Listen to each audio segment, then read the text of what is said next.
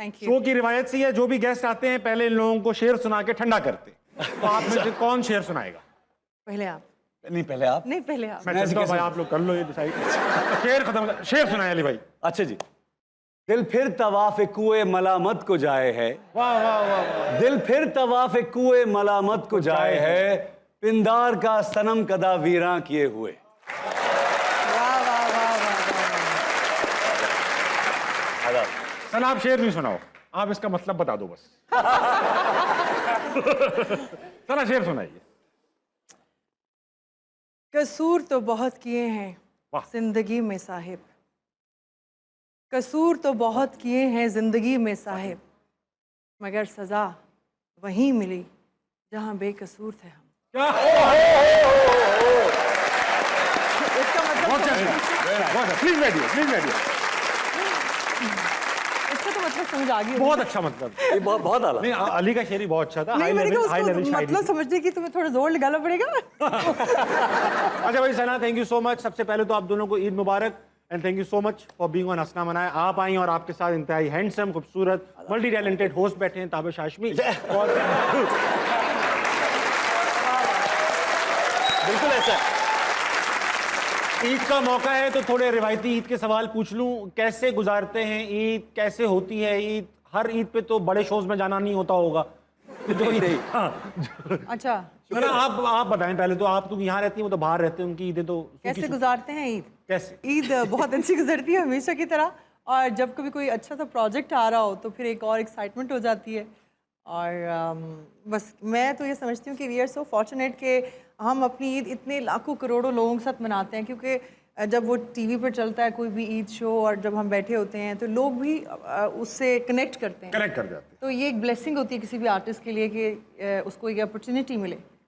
कोई ऐसा कोई शौक है आपको जानवर को गिराने का, खुद काटने का? भाई मैं ये बैल यूं गिरा देती हूँ मैं, ऐसा कुछ है तो? देखिए सना वैसे बहुत ताकतवर है, कर भी सकती है। आप ऐसे तो ठीक भी है मतलब हमसे ज्यादा। सना सुपर फिट भाई। सना तो ऐसा है, शौक है, होता है, मैंने देखा है खवातीन को। तुम बहुत तंग करने वाले हो। नहीं नहीं अली भाई, आप बाहर मुल्क में रहते हो, ईद ज्यादातर बाहर ही मनती होगी। जी वहाँ जी। तो बड़ी सूखी सी ईदें होती है। मैंने लेकिन कही कोशिश यही होती है कि ज्यादातर ईद पे यहाँ हो।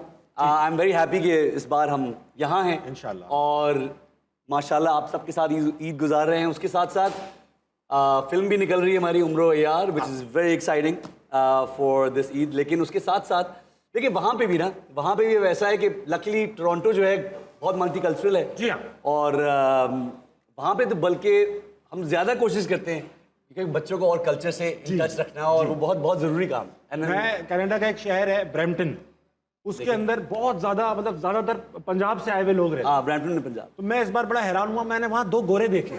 हाँ वो बहुत कम होता मैंने है। उनसे बुलाया, मैंने कहा यार गोरे तुम यहाँ क्या कर, what are you doing here? तो उसने मुझे गौर से देखा, कहने लगा कि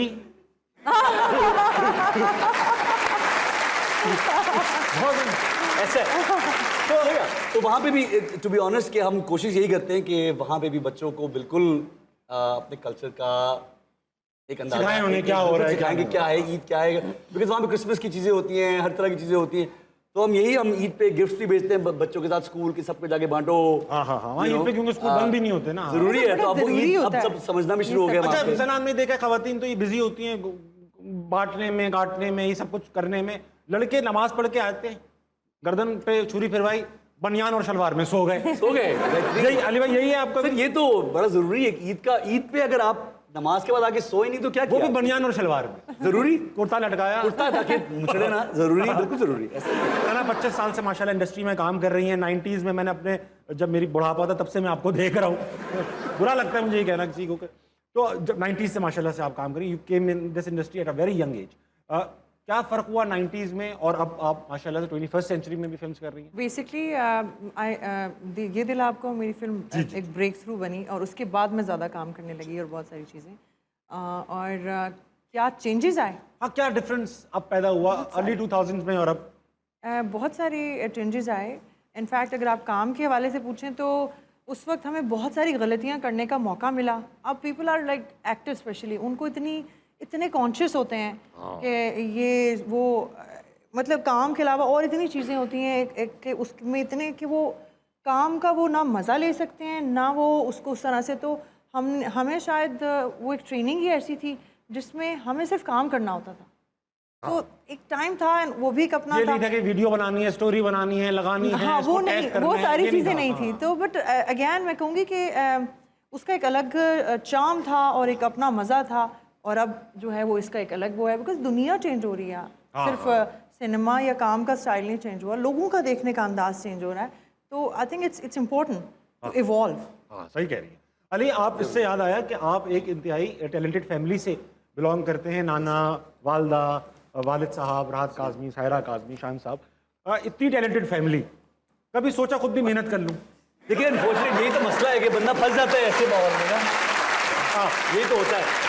तो नहीं, मैं मजाक कर रहा था। नहीं, वो ऐसे ही होता है कि कॉन्सर्ट से पहले आप जो ओपनिंग एक्ट होता है, आप कहते हैं यार आतिफ कब आ रहा है भाई। हाँ, तो वो मसला है कि मैं फंस जाता हूँ कभी कभार। लेकिन जब ये फैमिली में सभी ये काम कर रहे थे तो that forced you to come into this? Not at all, not at all to be honest. मतलब जब छोटा था, जब when I was 1-2 years old, तो ऑब्वियसली उस वक्त जब पेरेंट्स को कोई बच्चा नहीं मिलता था तो I was in the thing. अच्छा। लेकिन मज़ा उसका ये था कि जब मैं 7 साल का था तो आई वाज इन धूप किनारे।